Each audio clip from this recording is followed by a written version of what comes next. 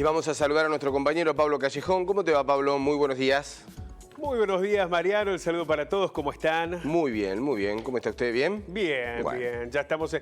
Para algunos en la previa del fin de largo. Para otros todavía queda mañana. Y queda todavía, claro. Sí, y bueno, sí, pero sí. Pensemos, administración pública, bancos... Bueno, administración pública, mucho teletrabajo, Pablito. Sí, teletrabajo, Mucho, ¿verdad?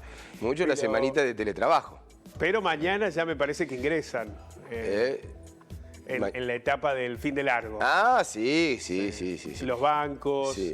bueno, hay muchas actividades que mañana ya... Bueno, las escuelas. Las escuelas, claro que sí. Exactamente. Bueno, así aparecen algunas. Y después, el viernes creo que es para todo el mundo. Me parece que incluso se ha impuesto mucho en el sector comercial, que el viernes no se trabaja. Bueno, fue una gran lucha gremial la de los supermercados, hipermercados a nivel nacional, ¿no? El día del Viernes Santo. Es así. Bueno, que finalmente, a mí me parece que está bien, ¿no? Que el viernes sea ese día de reflexión, de compromiso con la fe para aquellos que la tienen y que se les pueda dar ese lugar, ¿no? Sí. Lo que estaba pensando, ¿no? El tema de, más allá de los feriados, digo, la situación económica. Digo, de los que trabajan en el turismo, obviamente que están receptivos al movimiento que hay. Pero todos aquellos comercios de tienda, de indumentaria, qué difícil que es cerrar un día hoy por hoy, ¿no? Sea cualquiera el motivo, digo, por una cuestión de caja. Sí, es verdad, pero bueno, uno supone que, sobre todo en los contextos en los que estamos atravesando, donde tenemos que tomar tantos recaudos para ir a comprar, tomar tantas medidas, planificarlo tanto, que quizás un día en el que no haya una actividad se puede de alguna manera diagramar. Pero es verdad lo que señalas vos, es una preocupación. Hoy es una preocupación el día a día para el sector comercial. Exactamente.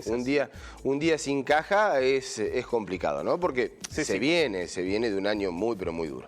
Es así. Pablo, ¿qué nos has traído? Bueno, precisamente vamos a hablar de la economía, porque los datos del INDEC nos muestran una realidad... Perdón, Pablo, hoy se conoce el índice de pobreza. Hoy se conoce además el índice de pobreza, es verdad. Pero digo, los datos que dio a conocer el INDEC ayer sobre la actividad económica muestran una realidad que comienza a dar señales muy positivas, pero que todavía, si pensamos en ese día a día, no parece vislumbrarse en la cotidianidad de la gente. Por lo menos no vislumbrarse fuertemente, porque, y bueno, venimos de 3 años de mucha caída económica. El último año fue un desplome muy abrupto porque nadie imaginaba la pandemia y sobre todo esa caída. ¿Viste? Cuando van marcando las tramas de la caída económica, de golpe aparece una caída abrupta. Claro, es como que te empujan de la cornisa. Bueno, más o menos eso sucedió. Y el crecimiento que comienza a advertirse también es sobre ese piso. Claro. Ese es el problema, ¿no? Ya estábamos mal antes de llegar a ese piso, porque estamos alcanzando los niveles de prepandemia. Pero claro, esos niveles de prepandemia eran bajísimos. Eran muy bajos, claro. Exacto. Era una realidad muy crítica. Así que bueno, vamos a verlo en números. Ayúdame a analizar esto que ha planteado el INDEC. La actividad económica comenzó este año con una mejora del 1.9% respecto a diciembre del año pasado. Acumula el 9º repunte mensual consecutivo. 9 meses de crecimiento económico, uno diría, bueno, es un muy buen dato. Pero todavía está 1,3% por debajo de los niveles de prepandemia, que eran muy preocupantes. Entonces decimos, bueno, tocamos fondo. Ese es el primer dato positivo. Comenzamos a crecer, es verdad, son 9 meses consecutivos.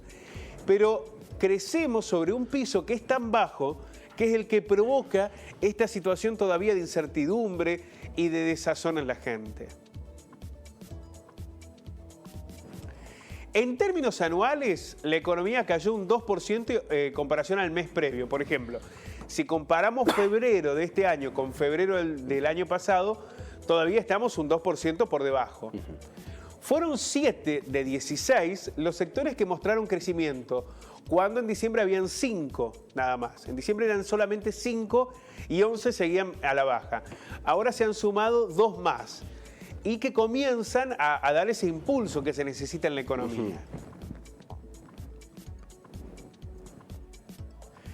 Fueron clave los incrementos en el comercio. Este es un dato central, porque es el que permite comenzar a visorar de que realmente el consumo nos va a dar alguna señal positiva. El consumo venía muy retraído, por eso la cuestión del impuesto a las ganancias y algunas otras medidas. Sí.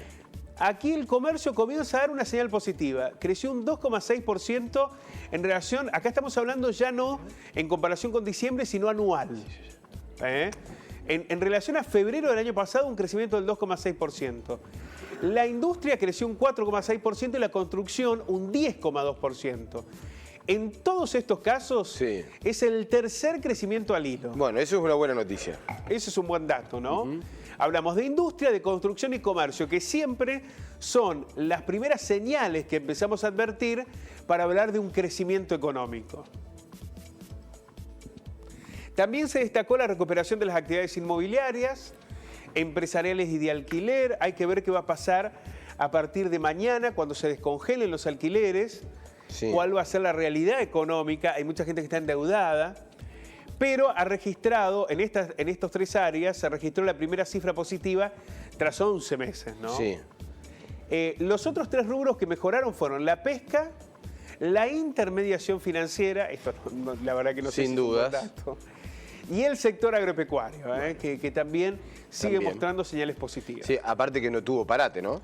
No tuvo parate, pero además, sobre todo en el sector agrícola, pero también en el sector ganadero, aunque en menor medida, hubo una fuerte recuperación de precios internacionales, sí, que también impactaron en los precios locales. Pensemos, por ejemplo, en la carne porcina y vacuna. ¿Cuánto creció el precio en estos últimos meses? Hubo una recuperación. Es verdad, no en los niveles del dólar, pero sí también para el consumo interno, muy importante. En el otro extremo, la baja más importante volvió a ser la de hoteles y restaurantes. Sí. Aunque respecto a diciembre, bajó esa caída, fue de 10 puntos porcentuales, venía muy profunda.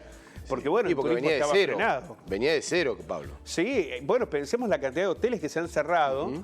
Y la cantidad de hoteles que desde que comenzó la pandemia no han reactivado la actividad. Porque no te conviene con el aforo, porque es difícil dependiendo del lugar, ¿no?